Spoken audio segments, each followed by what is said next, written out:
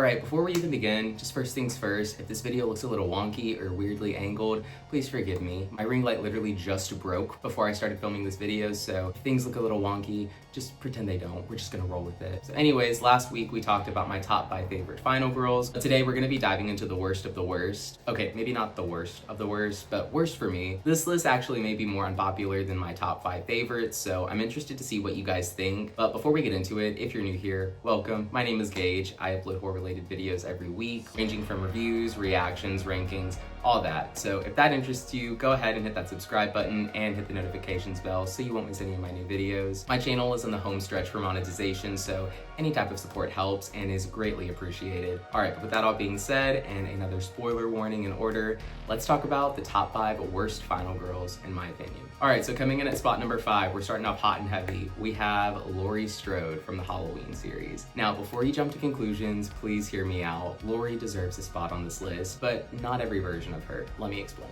I'm gonna do a mini breakdown of her portrayals throughout the Halloween series, starting with Halloween 1978. Here, she's the perfect final girl, vulnerable, paranoid, and realistic. A bit naive, but not totally stupid, and has this innocence to her. She trips and falls and ditches the weapon quite a bit though, which is annoying, but I can give it a pass because it's the first movie. Then following that, you have Halloween 2, where she spends most of the time either sleeping or in shock, and doesn't scream for help until the door shuts. It's just odd and a really weak direction for the original film's final girl. I mean, she does get a few chase scenes here and there, maybe just one chase scene, and she also manages to somehow shoot Michael in both of his eyes, which I may just give her bonus points for that because I think this movie could have given her just a little bit more to do other than that and establishing that she's Michael's sister. And after that, skipping through Halloween 4, 5, and 6, which didn't really address Laurie in any way other than that she was Jamie's mom.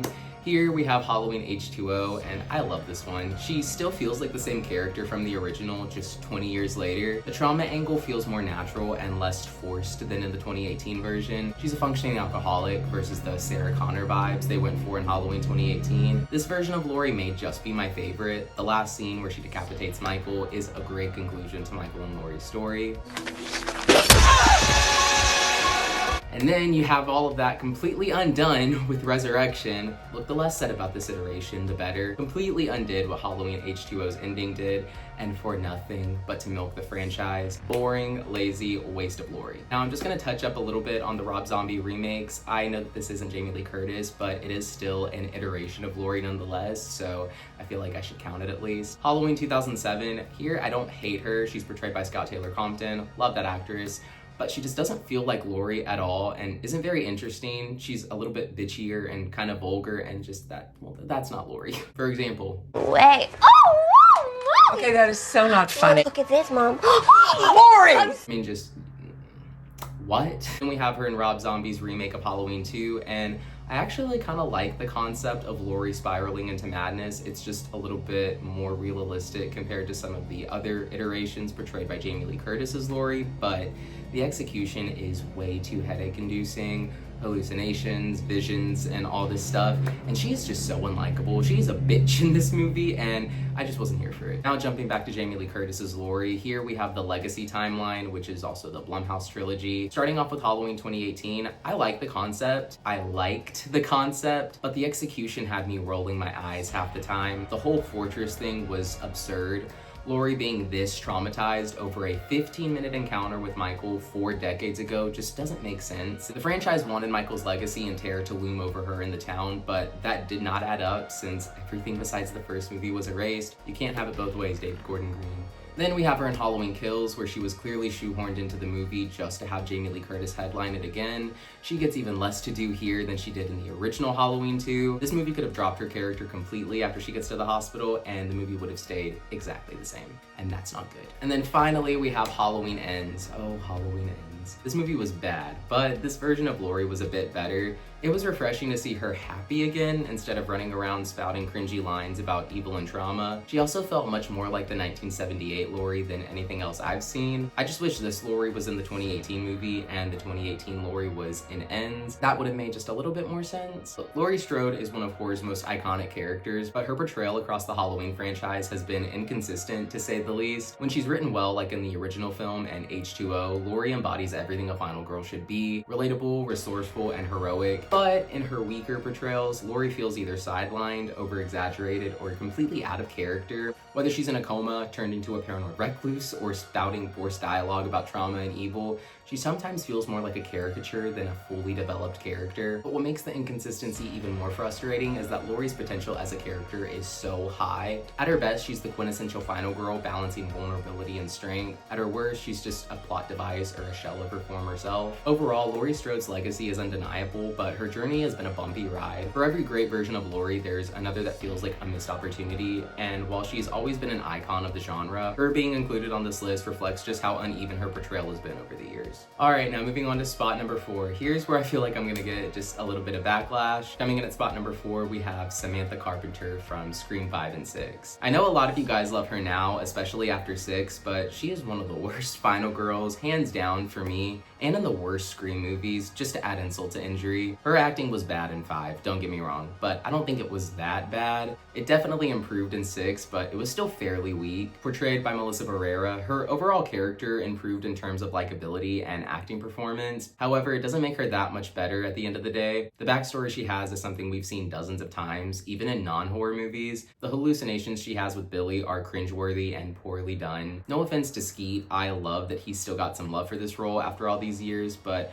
our new hero trying to identify and bond with her dead serial killer dad through hallucinations was a bad idea. Billy is a bad dude, a very bad dude, a serial killer, a scary, dangerous killer in the first movie. Then in the 5th movie, you've got Sam seeing him in hallucinations, and it's portrayed as cool and empowering and even a little sweet. He's a bad guy, a killer, leave it that way. Hallucinations from his mentally ill daughter in a somewhat positive way is not a good direction at all. She also only survives due to plot convenience and the killer's stupid motives. I also heard Melissa Barrera didn't even audition for her role, which given the performance, I'm not really that surprised. Loved her in Abigail though, which is weird, especially since it's the same makers of Scream 5 and 6. I don't know. I'm not really blaming the actress too much here since it's the awful direction and writing from 5 and 6. Ultimately, as an actress, I believe she's capable of portraying a strong final girl. In Scream 5 and 6, however, whether it was her nerves mixed with the bad writing and story, I don't know. Throw all that in with the fact that she let Dewey die, I'm not letting that go. Yeah, it was still his choice to go back, but still, she did nothing. And stop yelling hey before you try to incapacitate the killer. It never works. Hey! Hey, fuck face! See? Bottom line, bland character, wooden performance, bad decision making, and a backstory we've seen before dozens of times. The one thing she has under her belt is brutality, but given who her dad is, that's not really a surprise. If being a psychopath is genetic. You see how stupid that sounds? Anyways, one of the worst final girls in my opinion in recent years, and I'm so glad she won't be in 7. I'm sorry for the actress and how she was treated by Spyglass, but, and you can correct me if you think I'm wrong, Sydney is the Scream franchise, and her coming back in 7 is the right way for the franchise to go. So long, Sam.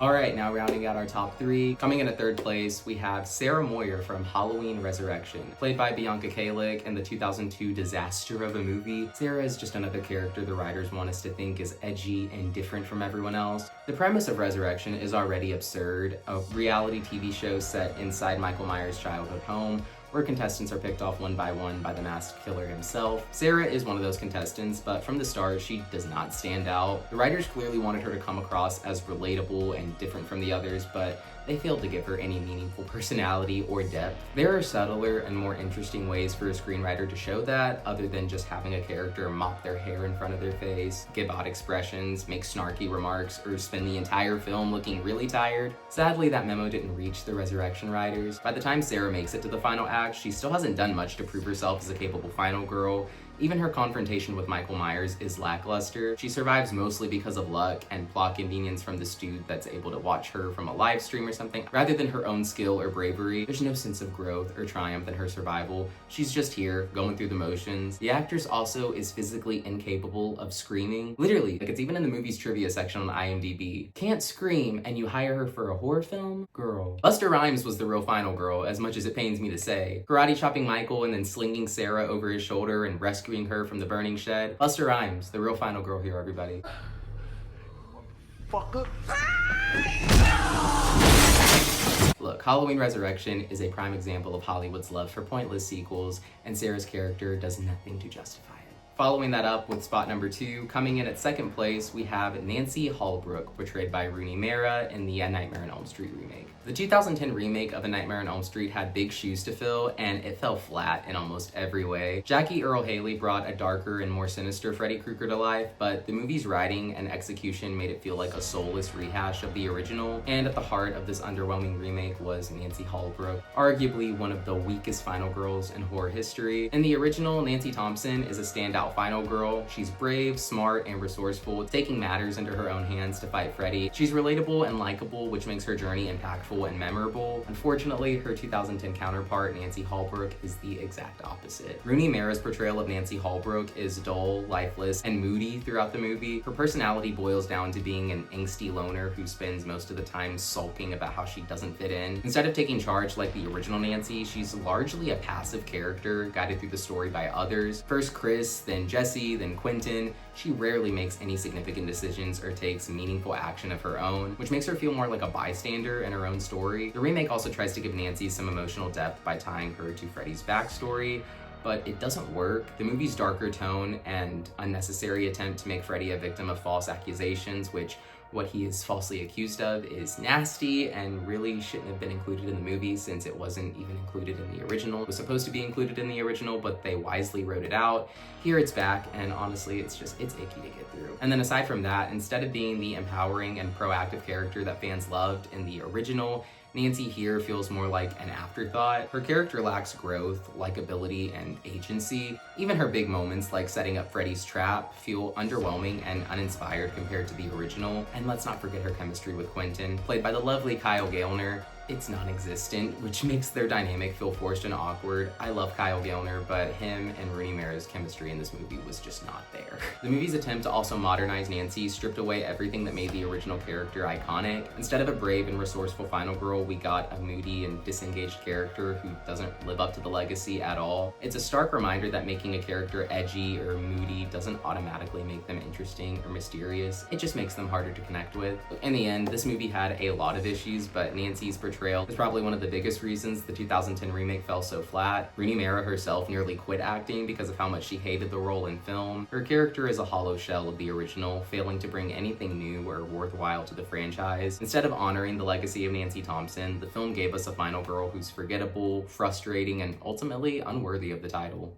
Alright, we have reached the end of our list. First place for the worst final girl I have ever seen in a horror movie, in my opinion, is none other than Heather Sawyer from Texas Chainsaw 3D, portrayed by Alexandra Daddario. Heather Sawyer from Texas Chainsaw 3D is the worst and most poorly written final girl I've ever seen in a mainstream slasher. Basically there just for eye candy from what it looked like. Literally, I can't think of any other reason they wrote her character being like 20 instead of like 40, which she should have been given the film's timeline, other than that they just wanted a young hot actress for the main role, which, I mean, it's fine, I get it, it's a slasher, but still, that is just bad writing. Her situation also just kind of sucks from the get-go. She might not have a good adoptive family, which is established early on, but she loved her friends, which makes it all the more fucked up when it's shown that they're hooking up behind her back, which literally just kind of came out of nowhere. She has no idea, so from her point of view, she was just on a trip with the love of her life, her best friend, and her date. But things take a turn very quickly. After Heather learns that she's adopted, she finds out that her biological family, the Sawyers, were killed by the cops after their crimes were uncovered. This revelation is supposed to spark some kind of emotional turmoil in her, but the writing makes it hard to feel any sympathy. The Sawyers were cannibals who brutally murdered and ate innocent people, so it's hard to justify Heather's outrage over their deaths.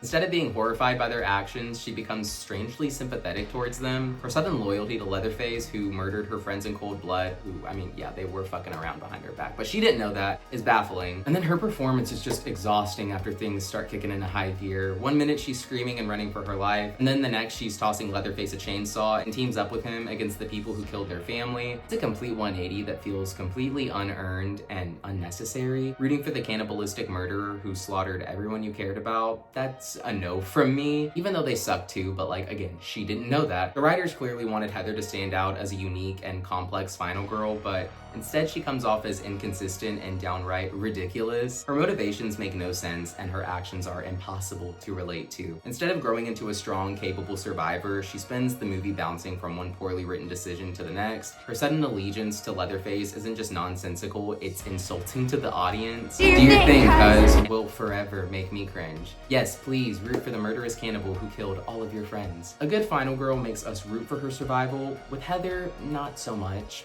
like at all. Ultimately, her story is nothing more than a film that cared nothing more than cashing in on the legacy of the franchise, and she's basically just Leatherface's caretaker until she dies, which, like, what the fuck kind of depressing ass ending is that? Like, I've already spent too much time talking about this dog shit movie. Let's move on. Terrible movie, worst final girl in recent-ish years. Heather, you suck. Okay, well that about wraps things up here. Not gonna lie, I don't know why, but doing the top 5 worst list was a hell of a lot more fun than doing the top 5 favorite list. Like I said in the previous video, let me know down in the comments below, what did you think of my list? Who was your least favorite final girl? Let me know down in the comments below. I would love to discuss. Once again, if you're new here, thank you so much for checking out my channel. If you liked what you saw, go ahead and hit that subscribe button. If you really like what you saw and you just want to go that extra mile, hit the notifications bell so you won't miss any of my new videos. As always, thank you guys so much for your support. I would not have been able to come this far without you. If you're feeling generous, leave a like and share this video. The more support this channel has, the more content we'll have. I love you all, and I'll see you in the next one.